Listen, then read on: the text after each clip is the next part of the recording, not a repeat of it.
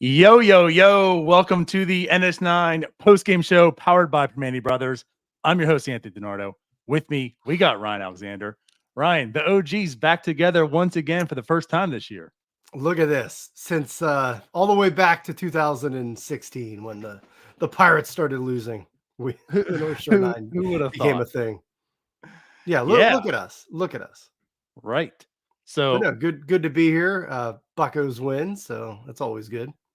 That's right. 8-1. Pirates go in, they bring out the bats. Mitch Keller shuts them down. Like, it was an all-around, well-played baseball game. A little bit of luck here to make it look well-played, but it was a well-played baseball game. Pirates win 8-1. Well, the Pirates, yeah, the Pirates certainly they were due this good luck, so it was good to see some things go their way for once in our lives. That's right. And you know what this means, Ryan? Everyone here sandwiches. Hashtag raise it in the comments. We are going to give away 2 Primanti sandwiches. So keep them coming. Keep them coming. I feel like the most we've had is like 90 entries this year so far. Let's get more than that. Yeah, let's get 100 like Mitch Keller. Let's get 100 just like Mitch Keller. 106 pitches today by Mitch Keller. So like I definitely feel like today, once again, he's the big story. This guy is on one of these Mitch Keller runs where he just looks fantastic. And I feel like the thing about Mitch Keller, which is what makes him a good pitcher, is the guy just knows how to pitch now. He finds all kinds of ways to do it. Like the K rate has been down lately. He's just been pitching to contact, pitching well. Today, the strikeouts were there. Like he goes 6 full innings, Ryan, which, by the way, those 6 full innings earned me some cash. As I say that, let me go ahead and tell you all, BetOnline is your #1 source for NBA and NHL playoffs this season. Every stat, every matchup, and even live odds while the games are being played. When the game's over, head on over to our online casino and get in on a game of blackjack or poker, or just unwind with one of our over 150 slot games. Head to the website today to get in on the action. Don't forget to use your promo code BELIEVE, BLEAV, for your 50% welcome bonus on your first deposit. Bet online where the game starts. So yeah, I was a little nervous there. Mitch Keller might have been taken out by that comebacker, but who bets on the outs? DiNardo had 17.5 outs that Keller would record. I was nervous on the strikeouts. I'm like, you know what? I'm very confident. I'm confident he's going 6 today. What was the total? Do you remember what the total was for strikeouts? Because he nailed that. He had 8. He had 8 strikeouts. That's what. No, I mean, like, what was? Do you know what the line was? I think it was 5.5 actually. Yeah, I was gonna say he crushed it. So, yeah, of course, some drama for you is he had that comebacker that I think just got him in the glove, and Shelton came out and talked to him, and he even gave up a hit and a run after that. And then Mitch Keller's he's a dude, man. And I've said this in other starts this year with the 5 innings that he's gonna at least go. Like if that's the nice around the 4-1-2, if that's the worst we're going to see from Keller, like that's pretty good. And I mean, he's just at this point in time, like, we talked about his body language other years when he just didn't look like he was out there and looked like he was going to be the guy, and he was struggling and just inconsistent. At this point in time, like I have zero concerns about Mitch Keller going out there. Like he's calm, he's collected. The dude knows how to pitch. He can get outs. He can strike out 8. He can go a complete game. So, other times, like it's not, I know some people on the North Shore 9, like Doug, might want to see him be a little more consistent. But I mean, he's pretty dang consistently good. And I don't think I think he was hyped up by this fan base because he was the only guy we had for, the last couple of years. Well, now he doesn't have to be the guy. And, but I mean, middle of the rotation arm, I don't know what you could possibly want more than what Keller's been giving you. Yeah, absolutely. Absolutely, man. 42 straight starts of 5+ innings. That alone speaks. And like, I know this is the day and age where it's like, we're praising 5 innings, but regardless, like this guy goes out there and he puts in innings. Like he doesn't give you too many clunkers. Even the stretches where Mitch Keller isn't good, and we've seen them. Part of it was like the early part of this year when everyone's going off the train again, like, oh, Mitch Keller stinks. He's terrible. Waste of $70 million, right? Or like last year when he had those, stretches in the month, in summer months. But like at the end of the year, when you look at the total numbers, they're solid. And as it points out right now, 3.42 ERA. No, I'm sorry. Yeah, 3.42 ERA. I mean, those are solid numbers. He has 5 earned runs in the last 33 and 2/3 innings pitched. He's just had an incredible May. And like, this is what Mitch Keller does. When he is on, he is one of the best pitchers in baseball. And he doesn't have to be, though. The thing is he is just sound for like very long stretches, most of the year and such. And he gives you quality innings. It helps out that bullpen, which his bullpen needs desperately these days. Like, he is just a good pitcher. He is a good pitcher. So the fact that Paul Skeens is here, the fact that Jared Jones doing what he's doing, hell, the fact that Bailey Falter is doing what he's doing, like, there is so much pressure off Mitch Keller that he doesn't have to be the ace. He doesn't have to be the guy. He can just be a guy. And what more can you ask for than a guy giving you 5 innings day in and day out with mid-3 ERA performance? Yeah, you said it. I mean, even today, like, he got through 6. He gritted through. Like, he struck out 8, but his pitch count was high early. Mhm. Like, just a lot of people were fouling balls, off against him. And, I think he was like the 3rd inning, we were at like 60 pitches or something. So, he was still able to grind through, gave up that run late, after he kind of took that comebacker. But yeah, man, I mean, Mitch I think it's the longest active streak of at least 5 innings in baseball. And then I think it said it was the longest for Pirates streaks since Ian Snell, which I'll be honest, I'm surprised Ian Snell went 42 starts to begin with. But yeah, but I'm just saying, I mean, yeah, you don't want to praise the 5 innings, but it's not like he's only going 5 innings. Like, we saw he had the complete games. We saw him go 6 today. He can go 7, he can go 8, 9. So like, it's just, every 5th day that Mitch Keller is giving you a solid at least 5 innings. And he's going to give your team a chance to win. And that's all we can ask for. And Lord knows this Pirates bats don't always, they're in every game, but they definitely got some hits today, which we'll talk about. But yeah, just no concerns about Keller. Like, even in that game today, like, you knew he was going to get through it. Like, he's solid. He was solid today. And he's been pretty much for the whole year, except for the start in early April there. Right. Now I want to go back to what you talked about with the confidence, right? The demeanor on the mound and such. And yeah, there was just a lot of like psychoanalyzing Mitch Keller and whatnot, which I mean, I think there's a lot of relevancy to it. He just looked awful. His whole demeanor was awful. But I'm not out here like also going to tell you he's no Jared Jones. He has this quiet confidence about him. And tonight, like, also kind of showed it. Like, he's not going to be the guy that's going to go out there and just like give you AJ Burnett. And as close as those two ended up becoming as well, and like AJ was mentoring, he's not going to be AJ Burnett. He's not going to be the fiery guy. He's not going to tell Hanley Ramirez to sit the F down, right? But what he is going to do is take a comebacker and say, get away. I'm pitching. Go back to the dugout. And then like the very next out that he makes, and then he gives up a hit, like you talked about with Vogelsong. Like, he gives up the hit with the run, which is the first run of the game. It was a weak hit that just blooped in there, right? Scored a run. Shelton comes out and says, all right, man, good job. What's Mitch Keller do? No, I told you once, go away. This is my game and I'm finishing it. It's like, that's what I'm also like talking about. And I think you are too. Like, the demeanor, he's not going to be out there on the mound, just a fiery guy, but he has that quiet confidence about him now. He knows he's good. And that means a lot. And he has a lot of stuff in the arsenal to work with. He has a lot of ways to get you out. And today showed all that. The strikeouts were there. The weak contact was there. I mean, nobody in Toronto was really getting a hold of him. I think he had, was it 1 hard hit all game? I'm going to go and look it up real quick. Yeah. But it wasn't much. It was 4 in total. But still, like 4 hard hits in the entire game. Like, Luis Ortiz had 4 in his 3 innings of shutout baseball, 1 hit. So like Mitch Keller was just battling and striking guys out. Yeah, it's definitely his confidence is sky high, and I think we didn't see that from Mitch Keller 2 years ago or 3 years ago, and we're definitely seeing it now, and it's great to see. But like you said, he's not AJ Brennan, he's not Burnett, he's not that dude. And did you say Vogel song? You were talking about Ian Snell, and I just went way back. I said Vogelsong and not Vogelbach. Yeah, Nice.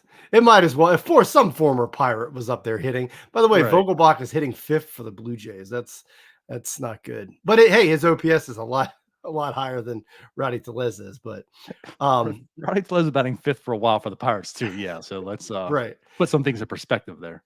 But no, Mitch Keller, confidence, you can see it. He's sky high, and he's just, like you said, about his personality, he's just not that kind of fiery guy. But I have no complaints about Mitch Keller. I loved it. I loved it today from him. And every 5th day, you're getting a solid start from him. Yeah, absolutely. So, again, we've mentioned 106 pitches from him today. He wanted to make sure he finished that inning. He did so. 1 earned run, 6 innings, 5 hits, just 1 walk. And as mentioned, 8 strikeouts. He looked good.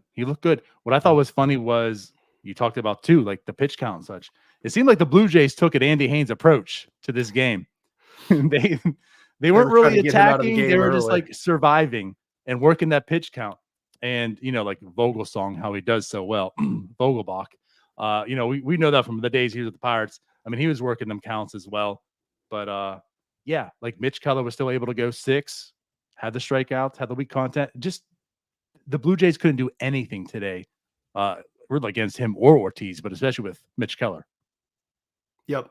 Yeah, and a lot of people in here want to talk Luis Ortiz. I see a lot of Ortiz talk. We talked.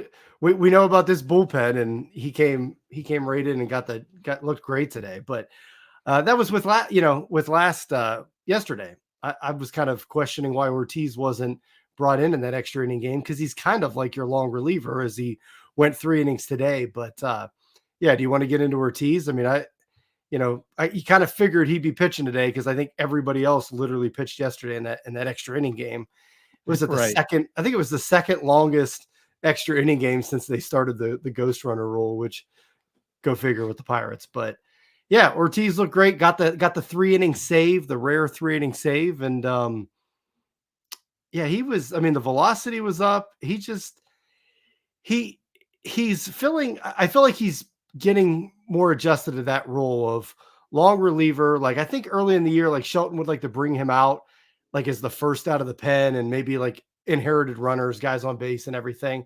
And I don't really think it was a good situation for Ortiz, but the ERA pretty much all year has been pretty good. Lowered it to under 3 today. Yeah, he just looked solid today against the Blue Jays lineup, which when the Blue Jays didn't really give too much today overall. But hey, anytime the Pirates bullpen can only have to pitch 3 innings and they go shut out only 1 guy, we'll take it. Yeah, when it comes to Luis Ortiz, I'm not ready to decide on him right now, if this makes sense. It could be weak. Call me weak. That's fine. You're weak. You said to call you. I mean, he has a 2.94 ERA on the year. That's good. But I don't look at him and say he's kind of been pitching to like a 2.94 ERA, if that makes sense. But he hasn't looked terrible. He hasn't looked great. And like today, you mentioned like he went 3 innings, only 1 hit, 3 strikeouts. But the Blue Jays seemed to pack it in. Like it seemed as if they weren't really coming out here to win on the day for the most part. And this looked like a very piratey game on the Blue Jays. So it didn't seem like they were really out here trying to win. And then at that point in time, Luis Ortiz came in with Mitch Keller just, had his masterclass and shut them down. Seemed like, you know what, let's go home, boys. So yeah, like Luis Ortiz did well. And again, like you did mention, this is something to definitely, talk about. Like the velocity was up. He was sitting 96.6, did max out at 97.8. Now, we've also know the Luis Ortiz of old, who sitting at 97.8 was kind of like his thing. And doing this in the bullpen, you kind of wanted to see more, but we haven't seen that in so long. I'm still very intrigued by Luis Ortiz. Yes, the word's intrigued there. He has settled in this role, and he's been a huge factor for this team in this role, because this bullpen needs these long outings and innings in him, from the bullpen side. And yeah, after like last night, this bullpen's depleted once again. He had to come in here and mop it up, and he did, and very well. So like a lot of kudos to Luis Ortiz on the year. I'm not quite sure who he is yet, though. Yeah, yeah, go figure. After all these off games, the bullpen's depleted after one extra inning game. Yeah, they put like It's one like- one day this entire And that's week. why I said, I was like, I would have rather seen Ortiz pitch yesterday and kind of save the bullpen, because you don't know how long that game's going to go. But instead, they pretty much pitched everybody else. But yeah, I mean, I think Ortiz is, like I said, when it's like a 1-run game and it's the 7th inning, I don't want to see Ortiz be the first guy to the bullpen. And I think Shelton was going that way a lot earlier this year. And, okay, so if if we didn't, the bullpen has been struggling, so he didn't have as many options. But I don't think Ortiz is the first out of the pen in a 1-run game or a tie game kind of guy, unless it's like extra innings and you need somebody. But he's falling into, it seems like, that long reliever role. And it doesn't have to be like when the white flag, speaking of Vogelsong, like the white flag, but he comes in when save the bullpen, and I think he's going to be okay. I don't, and I don't know if that's just what do we have to compare it to with the rest of this bullpen that's been struggling all year. When you factor it in there, it's kind of relative. Ortiz has been pretty good. So, so that may be a part of it. Also, by the way, announced here, it was announced on Twitter, but in our comments, Quinn Priester apparently will be getting the start tomorrow. He was on the taxi squad. He's in Toronto. Yeah, we knew he was in Toronto all day. Yeah, we knew that. Bucko Mike was breaking that news to me in like the 8th inning. I was like, okay, you're a bit behind. But yeah, he was in Toronto in the taxi squad. Now it looks like he's going to be pitching again tomorrow. So he's got to keep it up, because this rotation just keeps like one-upping each other. Yeah, this isn't really much of like a post-game conversation, but to bring up some updated numbers here. Paul Skeens, 2.45 ERA. Bailey Falter, 2.22 ERA. Mitch Keller, 3.42. And Jared Jones, 3.55. I mean, those are your 4 guys. And then the 5th guy, I mean, again, you're talking about a 5th starter, whether it be Martin Perez, Quinn Priester, whoever it might be. But like, these are your 4 pitchers right now, your 4 workhorses at this point in time. This rotation looks really sexy, man. So, yeah. And, Mitch Keller, big part of that. A lot of relief off his shoulders now. And it's funny, like Bailey Falter is how well he's pitching. Like Mitch Keller is basically like the 4th pitcher on this team. And he's got a 3.42 ERA. It's crazy. It's, you just kind of, as Pirate fans, we're always waiting for the other shoe to drop. And it's just, the rotation just keeps pitching great. And, you obviously come to expect it from Skeens and Jones and even Keller now. But Falter just keeps doing it. Yeah, it's like they just keep feeding off each other. It'd be nice to see the bullpen as a whole kind of get going too, and obviously the bats. So like, I don't know if you want to transition into the offense, but yes, obviously on a game where like this, starting pitching's giving you it again. Once the Pirates offense gives you 5 to 6 runs, let alone 8, like you definitely got to. This team has to take advantage, and they did that today. But the offense was pretty much everybody from top to bottom almost was getting in on the fun, and they did small ball. You had, home run with Reynolds late in the game. And yeah, it was good to see. And even like the errors, Bichette throwing it home and just one hopping it, wide of the plate where Hayes scores. And I mean, it was like, this game was just, everything was just going for the Buccos. It was finally great to see. Yeah, absolutely. Like I said, like this is such a party game for the Blue Jays, like all around and every aspect of it. But you're absolutely right when it comes to the offense. They did everything. They hit the ball over the wall. They had timely hitting. They were just starting off. I mean, Andrew McCutchen, a 4-pitch walk to start the game off. Of course, we had the patent bat flip by him. And then you had like, Bryan Reynolds gets out, but then Connor Joe double. Andrew McCutchen's at 3rd. Right, so you have 2 guys on. Olivares gets the sack fly right off the bat. 1-0 Pirates. They came out early and scored. We hadn't seen the Pirates even get a hit in how long. And they're out here with a 1-run lead in the first inning. And then Brian Hayes says, "You know what, guys, we ain't done. I'm back. I'm gonna get the ball over this wall. I'm gonna crush it." He makes it 3-0. Brian Hayes had a really good game today. Brian Hayes goes 2 for, want to make sure. Yeah, 2 for 4. Also had some really good defense. I mean, since he came back from the IL, he struggled with the bat. He's actually had some blunders in the field also. Today was a very, very strong performance by Brian Hayes all around. So that was good to see from him. But like you said, yeah, Brian Hayes hits the big home run. And at that point in time, it's 3-0. And we saw how the Blue Jays offense was. There was no coming back from them. But the Pirates kept adding it on. That's another thing. They kept adding on, Ryan. They don't do that. They say, hey, it's 3-0. We're done. Yeah, well, it was go it was 3-0. They got that early offense, like you said. And then second, third, and fourth inning, it was just, zeros. And it was like, oh, here we go. Like the offense is just going to go into this lull again. And then no, they, like you said, they kept adding 2 runs in the 5th, 1 in the 6th, Reynolds home run in the 9th. It was great to see 8 runs for the Pirates. Like, yeah, that's pretty rare this year. And you mentioned Hayes, the game he had, and McCutchen, just keeps doing it again, getting on base, hit, walk, scored 3 times. How about my boy Connor Joe DiMaggio? 2 hits again, double. Connor Joe DiMaggio, he tried to go for that second double, was a little aggressive, got thrown out at second, but yeah, he was feeling it, man. Connor Joe just he's our, I don't know, the best 3-hitter we've seen in a while. He's been great. I feel like Connor Joe is, at least for right now of this year, Connor Joe's like the Mitch Keller of the offense. He doesn't have like consistent the ceiling as other guys, right? But he is just, every day he puts in the work. You know what he's going to get out of him. It's usually very consistently good. He has his really good moments, not too many down moments. Like he just does all the right things. Like he's like he's like the offense's Mitch Keller. He's been a guy this year that's really glued this offense together, man.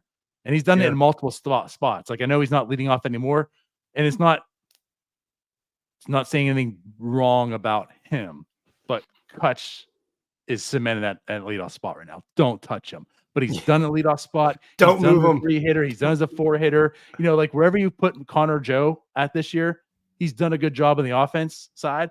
He plays first. He plays left. He plays right.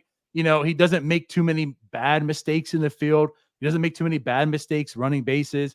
He just does everything really, really good, really, really solid, which you can't say for too many players on this team.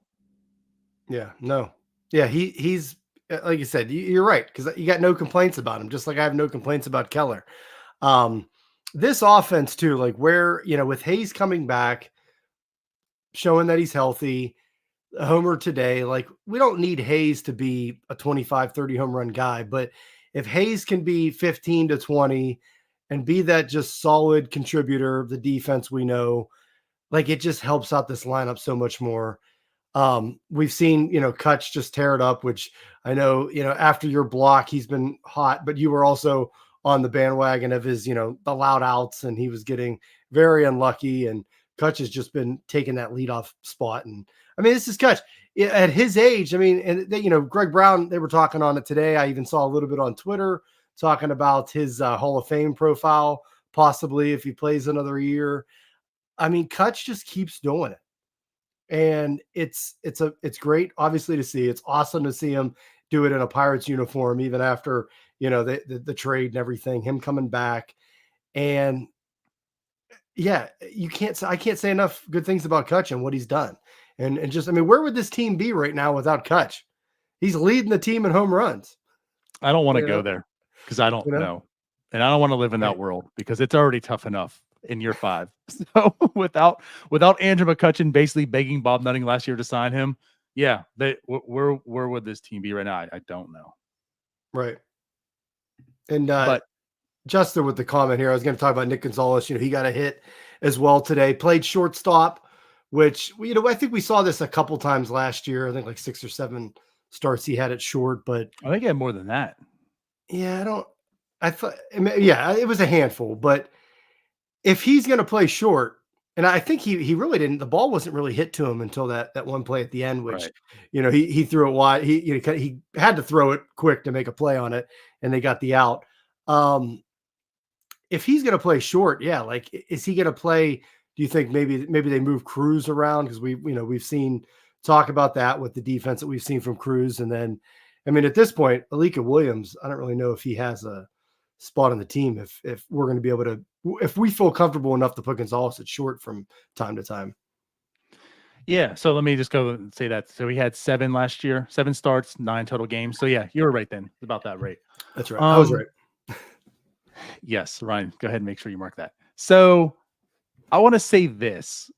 Jim and I were talking before the game, like we announced the lineups, and I kind of liked this. If you're going to give Cruz a day off, it's not that I feel confident in Nick Gonzalez as the shortstop, but if you're going to give Cruz the day off, him at short opposed to like Alika Williams, because typically that's the mindset. Like when Cruz gets a day off, Alika Williams starts at short, Nick Gonzalez just stays at second. That's who would think. But moving Nick over and keeping Triolo at second, I kind of like that. Now, honestly, wouldn't mind seeing that flipped. Doesn't seem like they have any interest right now to give Triolo any starts or run it short.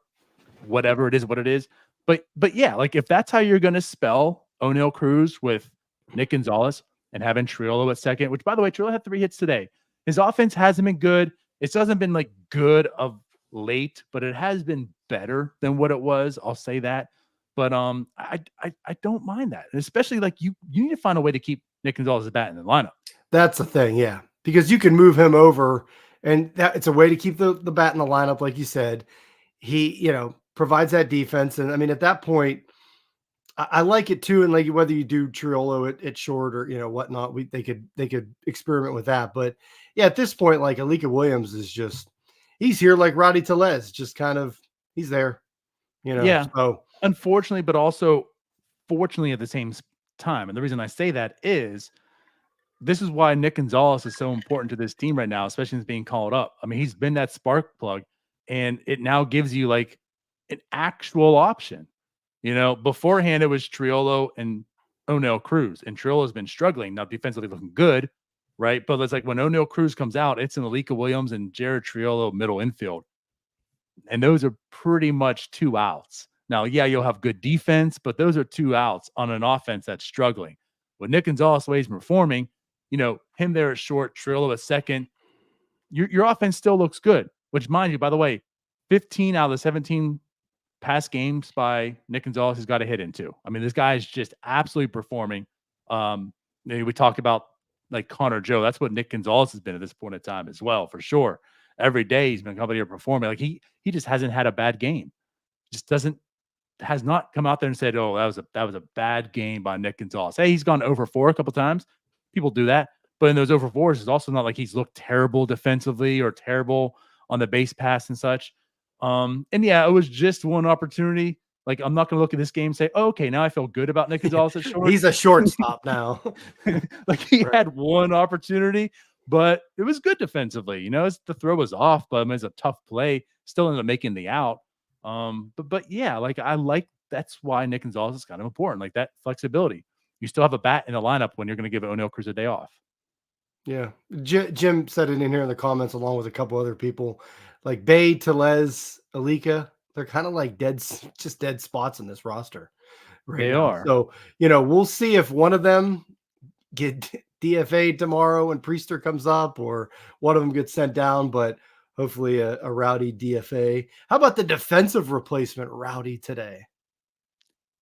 I wasn't on the post game last night, but since I'm on it today, I'll use this to reference it. This is what irritated me about last night. And I know like this isn't going to Bay in the 7th inning. You can question that. That's fine. But how does Bay in the 9th, like when the lead was there in the 9th, especially through extra innings, how is Bay in the outfield and Michael A. Taylor not used as a defensive replacement? However, in a 6-1 ball game, you're bringing in Rowdy Tellez for a defensive replacement. Like, make it make sense, right? It kind of like that's what, and it's not that I have a huge problem in doing it, but it's like, but you had the wherewithal to do it today with Rowdy Tellez But last night, it just totally escapes you that, hey, I have Michael A. Taylor on the bench, and we need to save runs. That's because your manager's sleeping at the wheel. I mean, go figure. How about today? He took, I don't want to complain. We won 8-1, but he did that early challenge that I mean, it was like, depending on, you couldn't really tell. It was so close. And it was pretty much like, whatever the call was going to be what it stays as. So, he did that. it But was again, close. I don't have too much of a problem with that. I mean, again, you want to spin the wheels like Toronto. I don't know what they were doing yesterday. There was like 2 challenges they should have challenged. You want the ball they sleep at the didn't. wheel. They were just like, you know what? We're cool. Right. But you're right. Like bringing Rowdy Tellez in as a defensive replacement, it almost, because Joe went to right, they took Olivares out of the game. It's almost Right. like, did something happen to Olivares? Because why would you even how did that thought even come into your head to let's get Rowdy. And again, like I'm fine with that. Like I have no real problem in that move. It's just what questions me.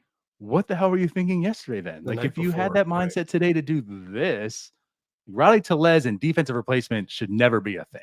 Like you should never intertwine those words. but but I Right. understand. And that's what I want to get onto as well. Just put this in. I talked about luck earlier. That ball playing off the wall today with Olivares.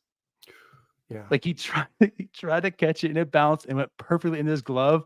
I mean, how awesome is that? I mean, it wasn't good by Olivares, right? But Right. like No. he held Vladdy to his single because the Yeah, ball literally just bounced Vlad had off to the put wall and went Vlad put the right brakes into his on pretty glove. quick.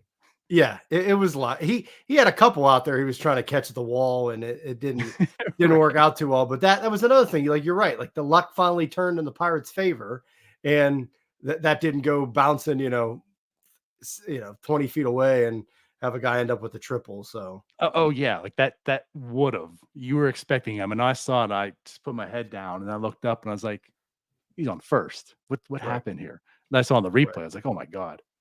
Anyways, Yeah. yes. So a very, very good game.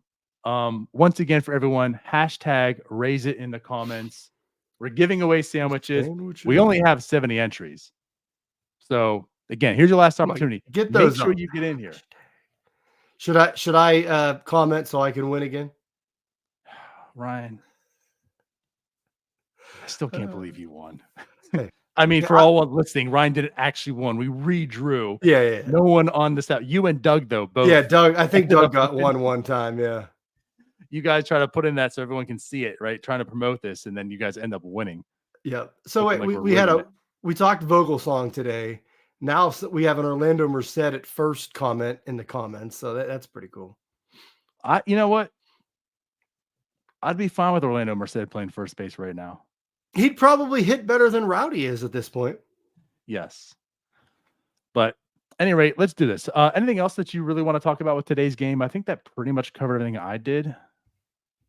And now, I mean, we saw the 10-2 doubleheader, game 2 of the doubleheader against the Tigers, where it was just like a Pirate, win from the beginning. But this was another one of those games, kind of the rocking chair game, as I call it. Just kind of sit back and the results not really in question. Pirates are rolling, things are going right.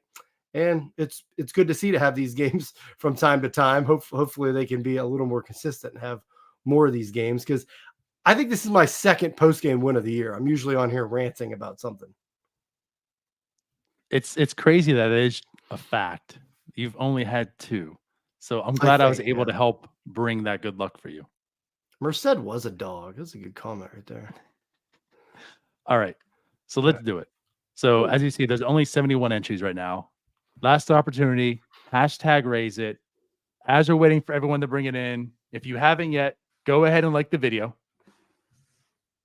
If you haven't yet, hit the join button that's right below. There's a way to join our memberships, 99-cent, $2.99, and $4.99 tiers. A lot of different things. Last night we had our watch party for all MVP members. What a hell of a game to watch. And I say that sarcastically, but they got their money's worth all those innings. I was going to show up in the middle of that, and I was like, this game, it just kept getting worse. And I was like, no, I'm not signing in. Yeah, there was a lot of true emotions coming out on everyone's side there in that game. But, Right. but yeah, check those out. And as always, check out the link in the description as well. The Primanti Brothers sponsored Tailgate, June 22nd. All right. I'm telling you guys, we have like almost 110 people that RSVP'd. Just finalized some things with Primanti's yesterday. If you want to come, get your RSVPs in. We're pretty much going to cap this at 200. So we got 200 people. So once we have 200 people, we're done. No more sandwiches. So make sure you RSVP. That way everyone can get a sandwich that wants to. And by the way, shout out to D-Nexus with the 99 Super. Appreciate it. There we go. Well, let's do it. We have 75 entries. I'm not waiting any longer. Let's get some sandwiches. And no, Jim, it's not you. And if it is, we're drawing again. It's going to be Jim. Oh my God, Doug. Okay. Okay. I got new blood. Alex. There we go. Congrats. There we go. It's good to give away sandwiches. I like this. Yeah, this is fun. This is a great time. So, Alex, congratulations on your 2 Primanti Brothers sandwiches. Go ahead and DM us on any social, of course, if you can. All right, he's in there. Congrats. Or email us, northshore9@gmail.com. I just need the address to send them to, and we'll have them out. Oh, look at this. Ricky and Amanda are going to be at the tailgate. I'm telling you. And the whole entire, at least the North Shore 9 that you see on the post games, we're all going to be there, I believe. So, yeah, everyone. I twisted Doug's arm when I saw him last week. Hopefully that's not a Mitch Keller start. No, hopefully it is. Come on. Right. Well, hey, there it is. Pirates win 8-1. They play again tomorrow. And as we know, Quinn Priester will pitch. So we'll be back again. And I think it's you, right? You and Doug are on tomorrow? Yes, we are. So hopefully another win, or I will be angry again. Yeah, well, we know the odds. So, right. All right. Let's get out of here. As always, appreciate everyone for watching on YouTube. If you're listening to the podcast, appreciate you listening. We'll see you again tomorrow. Bye-bye. Peace. Hey, you all. Thank you for watching. I know we try to provide the most entertaining content that we can, and we'd love to spread it to as many people as possible. So I know it doesn't seem like a lot, but if you could take the 5 seconds to like this video and subscribe to the page, it helps out so much more than you know. Thank you, and let's go Bucks.